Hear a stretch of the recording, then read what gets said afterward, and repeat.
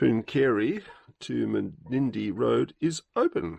Once your tread gets filled with this stuff, your tyres turn into slicks. Quite an engineering feat. But over the night it comes right down to like 10.4 and the power just goes off.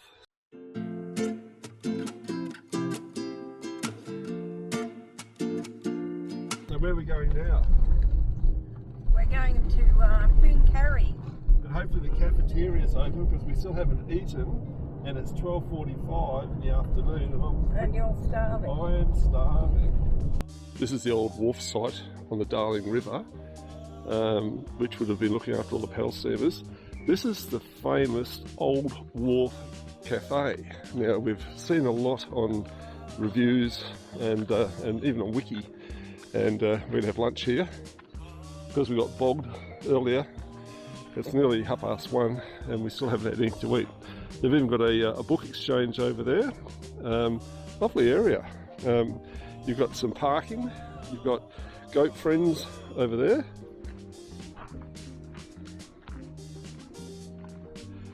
Area to turn around and some information about the Darling River over there. So yeah, this is nice. Nice sunny table, Joe. It is nice in the sun. They're really nice people inside too. I actually ended up with the Wharf burger and Joey ended up with a chicken burger. Chicken burger. And what's in there, Joe? Oh, there's lots of Pineapple, bacon, cheese. The chips are all the way from Warrnambool, so there's perfect chips. And that's about it. I'm not going to film it anymore because I'm going to eat. Be careful here because there's two types of water, one that comes straight out of the river, Darling River, and one that's actually filtered. The filtered water here is what you actually use to fill up your van with, and that would be out of the river. So if you look straight across there, there's the Pooncarie Hotel, meals and accommodation. So it looks like the road to Menindee is closed.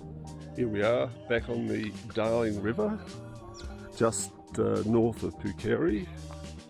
The river doesn't look too bad, although it's still a little bit green. We spent the night here because there was flooding on the road north. $10 a night, not a bad camp. So I've just checked here on New South Wales Live roads network or traffic, and I'm just seeing here that the Pooncarie to Menindee Road is open. So this is the detour of the Menindee Pooncarie Road. This is what caused a lot of grief to some of the truck drivers. So you can see where he sort of mishap. Just hope there's another car coming the other way. But there is. If you can go off. Oh, you can. That's good. That was lucky. Looks like those roads down there are closed. I think that's Ivanhoe. Yeah, we're crossing the Darling River. It's a bit wider here. First town on the Darling River. How about that? Yeah. That's the Menindee Motel. That's the Maidens Hotel there.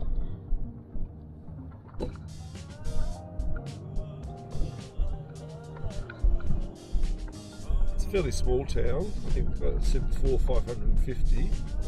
They do have an op shop. Should have checked that out. TAFE. This is their shopping centre here. I think they're waiting to be restocked because there wasn't that much in there and it was pretty dear. Post office. Police station. Another morning in paradise. Looks like we might get a bit more sun today.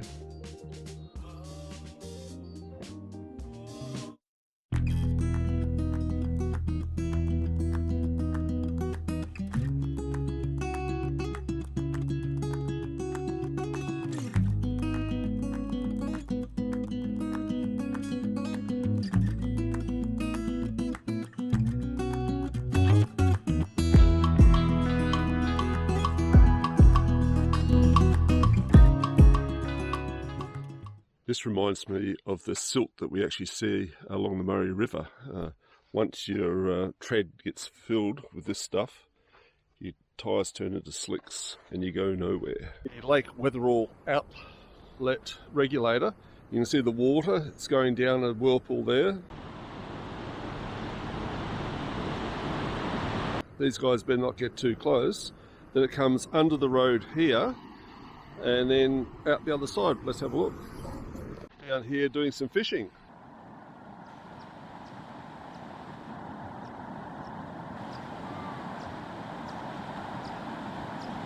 Pretty easy catch.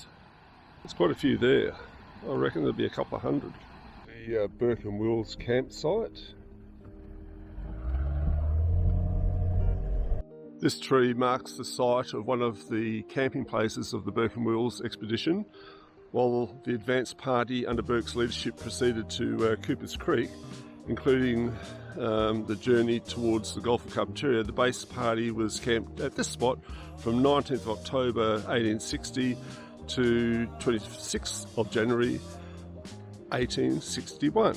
So yeah, quite a while. Tree's been around for a while. This is the tree that they blazed just here. That's the blaze they put on the tree, and that would have been just there. It's grown over now, but that was back when they were camped here, pointing the way to the expedition. They also found a camel shoe here. So that's the tree. Got some nice, fairly new flash toilets. This would be one of the older areas that you can have your picnic put on by the Department of Water and Resources. There are a number of newer rotundas here as well. This is the main weir wall here, and they've obviously blocked it off at the moment. Camping area here too, another good one. Toilets, unpotable water, rubbish bins, tables. You're actually sport for choice here. And you've got the river. Very nice.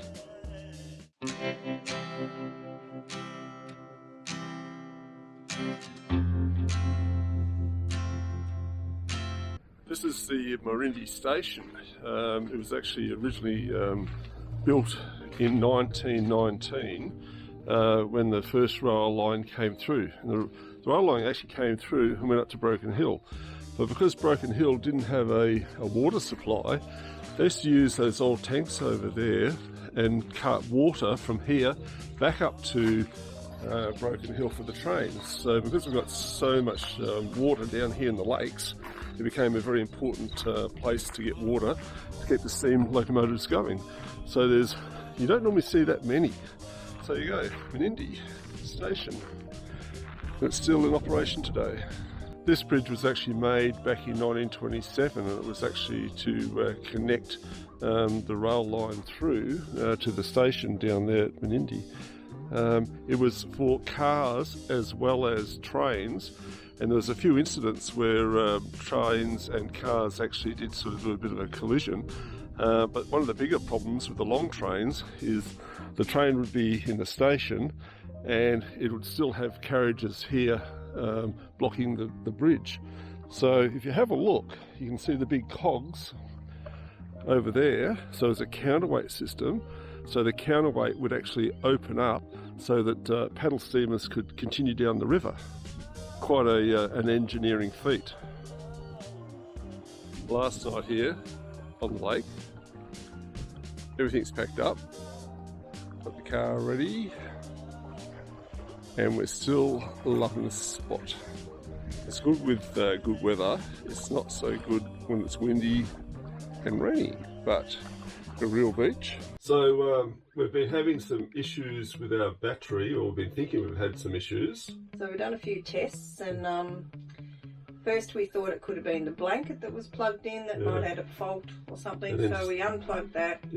We've just tested it overnight for quite a few nights, and it just seems to lose power really quickly, so we think it definitely is the batteries. Yeah, so I think it's the batteries. So we have it charged right up around the 12.5 volts, but over the night it comes right down to like 10.4, and the power just goes off. So I think in the morning we might get on to iTech World over in WA and see if they can actually send some across, because we're heading to Broken Hill now, and hopefully we can get them delivered there. So fingers crossed, we'll let you know. Yeah, fingers crossed.